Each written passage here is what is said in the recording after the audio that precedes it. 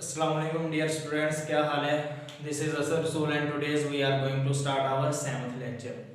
तो seven lecture का आज का हमारा टॉपिक है सोर्स डेटा एंट्री डिवाइसेस। तो हम इनपुट डिवाइसेस के बारे में रीड कर रहे थे। लास्ट लेक्चर्स में हमने इनपुट डिवाइसेस के बारे में स्टडी किया और आज हम इनपुट डिवाइसेस की थर्ड फॉर्म जो होगी, थर्ड टाइप होगी इनपुट डिवाइसेस में, वो है सोर्स डेटा एंट्री डिवाइसेस।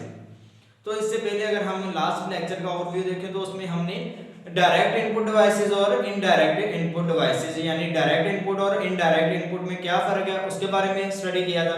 और आज हम देखेंगे सोर्स डेटा एंट्री डिवाइसेस के बारे में।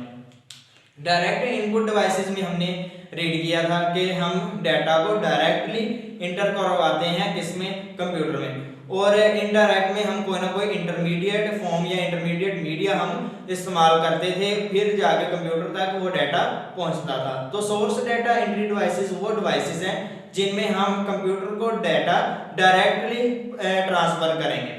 यानी कि सोर्स डेटा एंट्री डिवाइसेस की डेफिनेशन क्या होगी कि हम कंप्यूटर को डाटा देंगे, डाटा टू कंप्यूटर डायरेक्टली या डायरेक्ट,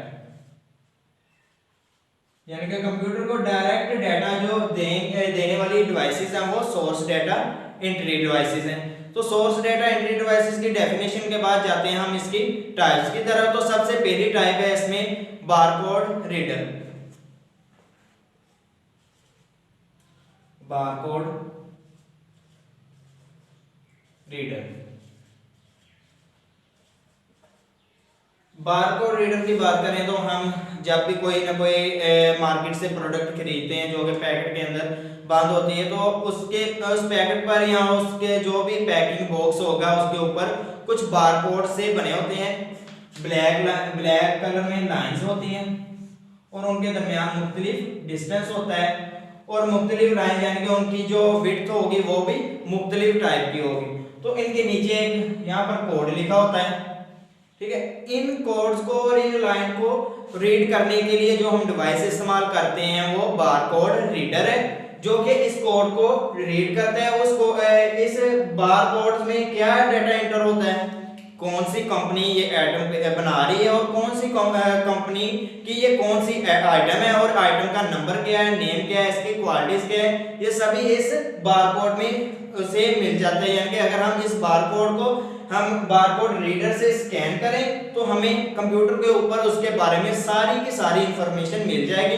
मिसाल के तौर पर अगर हम देखें कि हमने कोई बिस्किट लिया और उसके ऊपर उसका बारकोड लिखा हुआ है, यानी कि बारकोड उसका बना हुआ है, तो उसे हमने रीड करवाया बारकोड रीडर से, तो उससे हमें बता देगा कि ये कौन सी आइटम है, यानी कि वो क्या चीज है, किस कंपनी की है और इसकी प्राइस क्या है। अदरवाइज अगर हम इसके बारकोड रीडर के बाद देखें तो हमारे पास आ जाते हैं magnetic character recognization reader. Second है मैग्नेटिक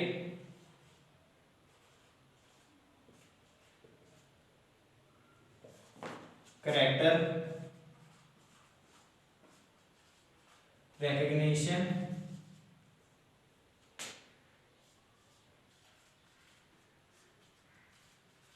रीडर। चलिए मैग्नेटिक कैरेक्टर रिकॉग्निशन से पहले हम एक चीज और बारकोड रीडर में ऐड कर दें कि बारकोड रीडर का सेकंड नेम जो है उसे हम इसे हम यूपीसी कहते हैं। You mean universal product code, यानी कि बारकोड रीडर को हम दूसरी तौर पर अगर हम इसका दूसरा नाम देखें तो यूपीसी कहलाता है, जिसकी एब्रिविएशन है कि यू यूनिवर्सल, पी प्रोडक्ट और सी कोड, यानी कि यूनिवर्सल प्रोडक्ट कोड, जो कि हम देखें तो हर मार्केट में इंटरनेशनल जो चीजें होती हैं, आइटम्स होती हैं, उनका जो कोड होगा वो यूनिवर्सली एक जैसा होगा। हम किसी भी बारकोड रीडर से उन्हें डिटेक्ट कर सकते हैं कि वो कौन सी कंपनी की है और क्या प्रोडक्ट है और इसकी क्या स्पेसिफिकेशंस हैं। नेक्स्ट हम बात करेंगे मैग्नेटिक कैरेक्टर रिकॉग्निशन रीडर के। मैग्नेटिक अगर कोई ना कोई चीज, पहली टाइप है MICR जो बनती है मैग्नेटिक इंक कैरेक्टर रिकग्निशन। तो मैग्नेटिक इंक कैरेक्टर रिकग्निशन की अगर हम बात करें तो इस डिवाइस का मोस्टली यूज होता है बैंकिंग सेक्टर में। बैंकिंग में इसका इस्तेमाल कैसे होगा कि जो हम चेकबुक देखें, चेकबुक के जो एक कॉर्नर पर, लेफ्ट कॉर्नर पर कुछ नंबर्स लिखे होते हैं, ठीक है, ब्लैक कलर में वो नंबर लिखे होते हैं, जिनमें इंक कौन सी इस्तेमाल होती है, मैग्नेटिक इंक। मैग्नेटिक इंक इस्तेमाल करके वो नंबर्स लिखे होते हैं, उन्हें डिटेक्ट करने के लिए जो डिवाइस होती है वो MICR होती है, ठीक है। तो जो इन नंबर्स में उस बैंक की ब्रांच और उस जो अकाउंट नंबर है, ठीक है, और उस बैंक में कौन सा यानी कि उसका किस नंबर पर आगे जो अकाउंट बनेगा, ठीक है, उस सारे का डाटा उस एक कोड में होता है जो कि मैग्नेटिक इंक से लिखा होता है। उसे रीड करने के लिए जो डिवाइस है वो मैग्नेटिक इंक कैरेक्टर रिकग्निशन है। नेक्स्ट अगर हम इसी से आगे इसकी सेकंड टाइप की बात करें, second type OCR, optical character recognition. Optical character recognition किस तौर पर इस्तेमाल होती है और हम इसका क्या क्या पर्पस है। मिसाल के तौर पर हम ए को ऐसे भी लिखते हैं, ए को ऐसे भी लिखते हैं, ठीक है, ए को और भी वे में हम लिखें तो हर वे में जो ए है तो इससे उसने रिकग्निशन करनी, यानी कि उस डिवाइस ने देखना लिखा तो ए है, कंप्यूटर को उसने बताना है, यानी कि अगर ये ए कैरेक्टर लिखा है तो इसके लिए उसने मशीन लैंग्वेज में इसे चेंज करके कंप्यूटर तक पहुंचाना है, तो उस डिवाइस को OCR कहेंगे, यानी कि ऑप्टिकल कैरेक्टर रिकग्निशन। थर्ड अगर हम इसकी डिवाइस की बात करें तो थर्ड डिवाइस है हमारे पास OMR। अच्छा, इस डिवाइस में हम देखेंगे optical mark recognition. Optical mark recognition से मुराद वो डिवाइस, जैसे हम अगर देखें कि हम एग्जाम्स देते हैं या NTS या अदर एग्जाम जो होते हैं वो एक ही वक्त में बहुत सारे हजारों स्टूडेंट्स एग्जाम देते हैं और नेक्स्ट डे उनका रिजल्ट आ जाता है, तो उस एग्जाम की चेकिंग इतनी फास्ट कैसे हो सकती है। उनके लिए क्या होता है कि एक डिवाइस है जिसमें उसकी सारी आंसर कीज दी जाती हैं और आंसर कीज जो दी जाती है वो डिटेक्ट क्या करती हैं कि जो मार्क सही होगा उसे वो टिक कर देंगे, दूसरे को वो छोड़ देंगे या उसे क्रॉस कर देंगे।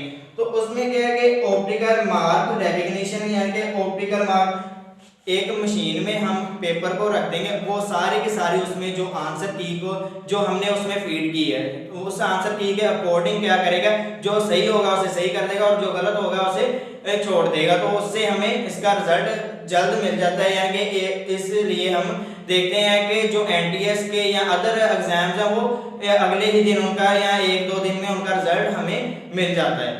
मैग्नेटिक स्ट्रिप कार्ड, मैग्नेटिक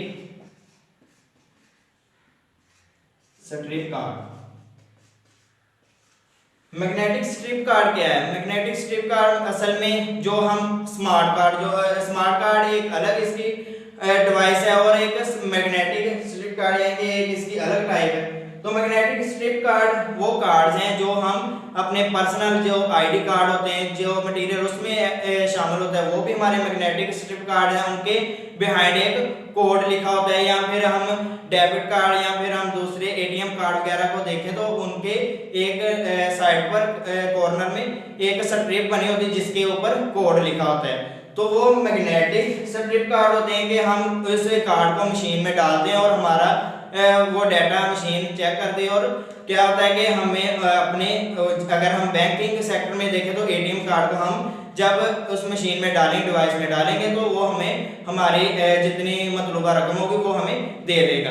तो उससे क्या होता है कि वो सारे जो स्ट्रिप कार्ड के अंदर कोड है उसमें सारा हमारे बायोडाटा होगा जिसके अकॉर्डिंग हमें वो मशीन पैसे देती है। जैसे कि अगर हम देखें तो ATM कार्ड को जब हम स्वाइप करते हैं तो क्या होता है, सबसे पहले आपका नाम वो मशीन के जो स्क्रीन होगी उस पर आ जाता है, ठीक है। तो उस कार्ड मशीन पर कैसे नाम आ जाता है कि जब आप कार्ड स्वाइप करते हो तो उसका सारा डेटा उस मशीन में आ जाता है, इसलिए वो मशीन आपका नाम सामने लिख देती है। नेक्स्ट अगर हम बात करें स्मार्ट कार्ड की,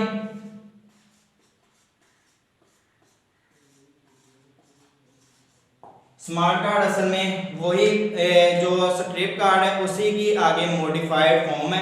स्मार्ट कार्ड में असल में क्या होता है कि जैसे हमारी सिम जैकेट पर या सिम पर एक चिप बनी होती है, उस तरह की चिप बनी होती है स्मार्ट कार्ड में, जिसके नीचे एक छोटा सा माइक्रो प्रोसेसर होता है और माइक्रो प्रोसेसर के ऊपर वो चिप होती है। तो जो ऊपर चिप होती है वो मैग्नेटिक चिप होती है और नीचे जो प्रोसेसर होता है जिसमें हमारा मुकम्मल डाटा सेव होता है। आजकल जो एटीएम कार्ड हैं उन पर भी मोस्टली स्मार्ट कार्ड को उन्हें भी चेंज कर दिया गया है कि उनके ऊपर भी चिप होती है कि अगर हमारा जो एटीएम कार्ड गुम भी हो जाए तो हमें ये डालने के हमारे कोई रकम निकलवा लेगा, ठीक है, क्योंकि उसके लिए पासवर्ड का होना लाजमी है। जो हमारे मैग्नेटिक स्ट्रिप कार्ड से उनके लिए पासवर्ड का होना लाजमी नहीं था। तो स्मार्ट कार्ड में हमारा मुकम्मल डाटा होता है। जब हमारा कोई आईडी कार्ड या जो स्मार्ट कार्ड के फॉर्म में है या फिर हमारा एटीएम कार्ड वो भी अगर स्मार्ट कार्ड हो तो अगर वो गुम हो जाए तो हमें कोई उसके लिए ज्यादा परेशान होने की जरूरत नहीं, क्योंकि वो हम उसे निकलवा सकते हैं, हमारा डाटा कोई चुरा नहीं सकता। तो उसे बंद भी करवाया जा सकता है, वो जहां पर मर्जी हो फिर वो यूज नहीं हो सकता। नेक्स्ट अगर हम बात करें तो सोर्स डाटा एंट्री डिवाइसेस में barcode, magnetic and character recognition reader के बाद फैक्स मशीन इसकी जो थर्ड टाइप है सोर्स डाटा एंट्री डिवाइसेस में। तो जो थर्ड जो डिवाइस होगी वो फैक्स मशीन है। फैक्स मशीन असल में क्या करती है कि डाटा जो डॉक्यूमेंट्स की फॉर्म में हो सकता है, इमेजेस की फॉर्म में हो सकता है या फिर हैंड राइटिंग की फॉर्म में हो सकता है, उन्हें ट्रैवल यानी कि उन्हें ट्रांसमिट करवाती है टेलीफोन लाइन का यूज करते हुए दूसरी जगह। वो भी टेलीफोन भी हो सकता है यानी कि टेलीफोन लाइन को यूज करते हुए ये डाटा पहुंचाएगी दूसरी जगह किसी एक फैक्स मशीन। फैक्स मशीन की दो टाइप्स हैं, डेडिकेटेड फैक्स मशीन और फैक्स मॉडम।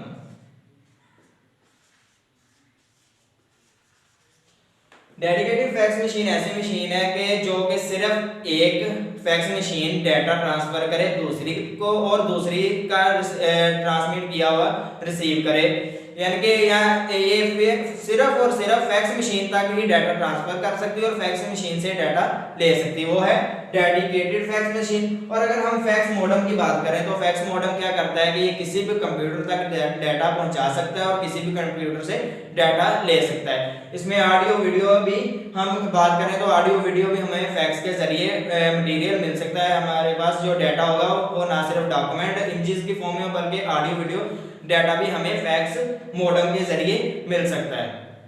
नेक्स्ट अगर हम सोर्स डाटा डिवाइस की बात करें तो वो है इमेजिंग सिस्टम। इमेजिंग सिस्टम इसका फोर्थ है। अगर हम सोर्स डाटा एंट्री डिवाइसेस की बात करें तो वो इमेजिंग सिस्टम है। तो इमेजिंग सिस्टम सबसे पहले हम इमेजिंग या इमेज स्कैनर की बात करें तो उसे हम ग्राफिकल या ग्राफ स्कैनर भी कहते हैं। तो इमेज स्कैनर और ग्राफ स्कैनर क्या करते हैं कि अगर हम कोई इमेज उसको स्कैन करते हैं तो सबसे पहले इमेज को स्कैन करके ये क्या करता है उसे कंप्यूटर की फॉर्म यानी कंप्यूटर जिस लैंग्वेज को समझता है उस फॉर्म में चेंज करता है मशीन लैंग्वेज में, और फिर क्या करता है वो कंप्यूटर पर उसकी सेम और जो चीज उसने स्कैन की होगी सेम इमेज कंप्यूटर पर बना देगा। इसी तरह क्या होता है कि कंप्यूटर भी जो इमेज देता है स्कैनर को, स्कैनर उसी तरह का इमेज बना के हमें प्रोवाइड करता है। तो इस सारे प्रोसेस में अगर हम देखें तो वो कैसे बनते हैं, जब इमेज को स्कैन कर लिया जाता है तो इमेज स्कैन होने के बाद वो चेंज हो जाती है कंप्यूटर लैंग्वेज में, कंप्यूटर की लैंग्वेज मशीन लैंग्वेज, और वो सेव होगी डॉट्स की शक्ल में।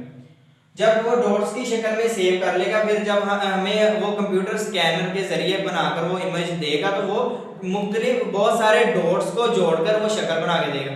जिस जगह अगर तो ऑब्जेक्ट उसके बिहाइंड है तो उस जगह डार्क जो डॉट होगा इस्तेमाल हो जाएगा, अदरवाइज उसकी जगह जो व्हाइट डॉट लग जाएगा, यानी कि डार्क और व्हाइट डॉट से इस्तेमाल होकर वो एक मुकम्मल, अगर ब्लैक एंड व्हाइट होगी हमारी इमेज तो उसके लिए डार्क और लाइट जो डॉट्स होंगे उन्हें इस्तेमाल करके जो इमेज हमें प्रोवाइड कर देगा। अदरवाइज अगर हम कलरफुल प्रिंटर की बात करें या कलरफुल स्कैनर की बात करें तो उसमें बहुत सारे कलर्स, जिस जगह जौन सा कलर लगेगा उस जगह वो कलर आ जाएगा, अदरवाइज वो उसे लाइट ही छोड़ देगा, यानी कि जो भी उसका बैकग्राउंड में कलर होगा वो उस पर आगे लग जाया करेगा। तो इस सारे प्रोसेस को, जिसमें डॉट जो हम प्रोसेस यानी कि डॉट्स लग के एक मुकम्मल इमेज बनेगा, उससे हम रास्टर ग्राफ कहते हैं, रास्टर ग्राफिक्स। जैसे कि हम बात कर रहे हैं सोर्स डाटा एंट्री डिवाइसेस के बारे में, तो हमने अभी अभी स्कैनिंग डिवाइसेस के बारे में डिस्कस किया और अब हम डिस्कस करेंगे ऑडियो वीडियो इनपुट डिवाइसेस के बारे में। तो ऑडियो वीडियो इनपुट डिवाइसेस में सबसे पहले हम देखेंगे इनपुट डिवाइसेस के बारे में।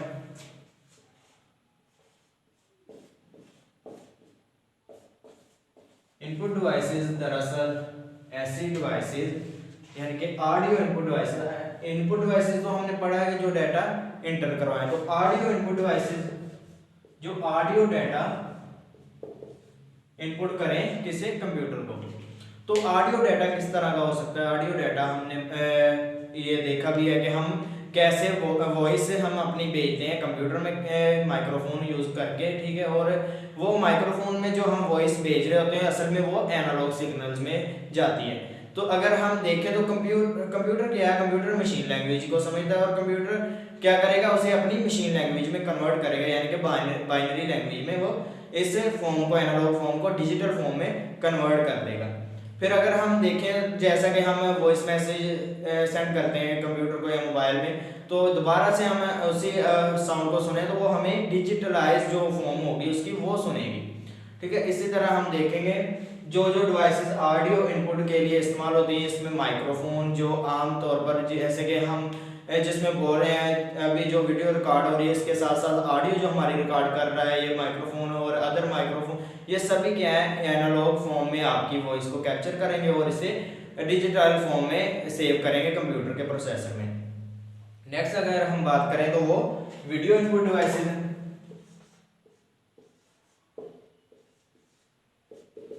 वीडियो इनपुट डिवाइसेस में हम मोस्टली देखते हैं कि कैमरा यूज होता है वीडियो के लिए, तो कैमरा इस्तेमाल होता है वीडियो को कैप्चर करने के लिए, या फिर ऐसा भी होता है कि कुछ जो पहले हम देखें जैसे कार्टून है, एनिमेशन या फिर इस तरह की जो मूवीज बनती हैं या वीडियोस बनाई जाती हैं, उसमें सबसे पहले बहुत सारी इमेजेस क्रिएट की जाती हैं। इस तरह के बहुत सारी इमेजेस एक ही सीक्वेंस में चलाई जाती है। जैसे कि अगर हम एक सर्कल यहाँ पर बनाएं, एक यहाँ पर, ठीक है, एक यहाँ पर और एक यहाँ पर, तो जब इन्हें सीक्वेंस में हम चलाएंगे तो वो एक हमें एक वेव की शक्ल में मिलेगी या इस तरह स्ट्रेट लाइन मिलेगी। इसी तरह अगर बहुत सारे सर्कल आप बना दें और उन्हें दोबारा चलाएं, तो जब ये स्पीडी वे में चलेंगे तो हमारे पास एक राउंड फिगर इसकी शो हो जाएगी। तो राउंड फिगर कैसे शो होगी, उसके लिए हम कुछ एक्सपेंशन कार्ड्स इस्तेमाल करते हैं। जैसे कि अगर हम वीडियो की जो एनालॉग फॉर्म देखें तो वो वीसीआर कहलाती है, ठीक है। वीसीआर के बाद फिर जब हम देखें कंप्यूटर में एक्सपेंशन कार्ड्स इस्तेमाल होते हैं जिन्हें हम वीडियो एक्सपेंशन कार्ड कहते हैं, वीडियो एक्सपेंशन कार्ड। और ये दो तरह के वीडियो एक्सपेंशन कार्ड, दो तरह के, इनमें सबसे पहले frame grabber video card, frame grabber video card. ये जस्ट एट ए टाइम एक फ्रेम को मूव करवाता है, यानी कि एक फ्रेम की ही मोशन करवाएगा एट ए टाइम, यानी कि एक सेकंड में एक फ्रेम को या एट ए टाइम एक ही फ्रेम को लेकर वो मूव करवाएगा, मोशन उसकी करवाएगा। फिर इससे आगे जब हमने थोड़ा सा इसकी मॉडर्न फॉर्म को देखें तो वो हमारे पास आ जाता है इसका फुल मोशन वीडियो कार्ड। तो full motion video card, full motion video card, ये भी एक्सपेंशन कार्ड के तौर पर कंप्यूटर में इस्तेमाल होता है। तो फुल मोशन वीडियो कार्ड में हम at a time 30 frame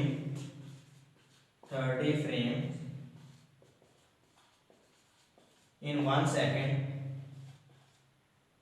in second हम काम करवा सकते हैं, यानी कि हम 30 फ्रेम्स लेंगे, उन्हें 1 सेकंड में हम उन पर देखेंगे वो कैसे मूव करते हैं, उन्हें मोशन उनकी 1 सेकंड में 30 फ्रेम की करवाई जा सकती है। तो इस तरह एक मुकम्मल वीडियो बनती है, जैसे एनिमेटेड मूवीज़ हो जाती हैं, एनिमेटेड कार्टून्स हैं, तो ये सभी इमेजेस की फॉर्म होती हैं और इमेजेस को मिलाकर उन्हें फिर मोशन यानी कि इन एक्सपेंशन कार्ड को इस्तेमाल करके एक मुकम्मल वीडियो बनाई जाती है। नेक्स्ट अगर हम बात करें डिजिटल, जैसे कि हम बात कर रहे हैं डिजिटल कैमरा की, तो डिजिटल कैमरा असल में हमें इसके नाम से ही पता चल रहा है डिजिटल कैमरा कि कोई ऐसा कैमरा जो डिजिटल फॉर्म में डाटा को इनपुट करवाए।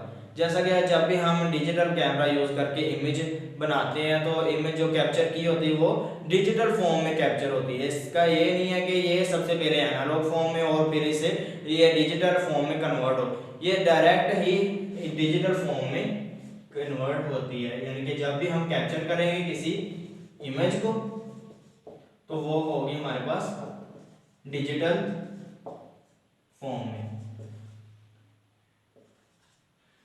तो डिजिटल फॉर्म में यानी कि मशीन लैंग्वेज में हो जाएगी ये। तो इसके भी बहुत सारे आगे प्रॉपर्टीज हैं कि कौन कौन से फॉर्म्स के होते हैं डिजिटल कैमरा। कुछ डिजिटल कैमरा हाई रेजोल्यूशन के होते हैं, कुछ कम रेजोल्यूशन के होते हैं, ठीक है। इनकी भी कुछ ना कुछ स्पेसिफिकेशंस होती हैं, साइजेस होते हैं इमेजेस के।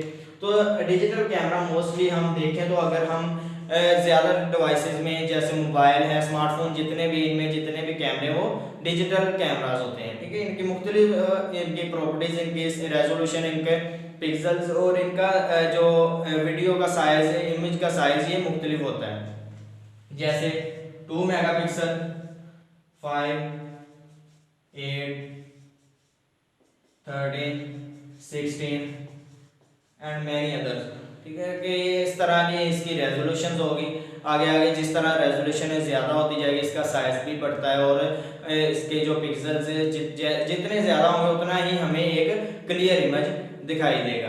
तो ये था हमारा आज का टॉपिक। तो इसी के साथ हम अपने नेक्स्ट लेक्चर में देखेंगे आउटपुट डिवाइसेस के बारे में। और अगर इस इनपुट डिवाइसेस जो आज हमने ख़त्म कर दिया, इनपुट जो हम रीड कर रहे थे इसकी फॉर्म्स हमने डायरेक्ट इनपुट देखी और इनडायरेक्ट इनपुट डिवाइसेस देखी, फिर सोर्स डाटा एंट्री डिवाइसेस के बारे में हमने रीड किया। तो इन सभी में अगर किसी भी चीज़ में अगर आपको कोई कन्फ्यूजन है, कोई डाउट है, तो आप कमेंट सेक्शन में कमेंट करके पूछ सकते हैं।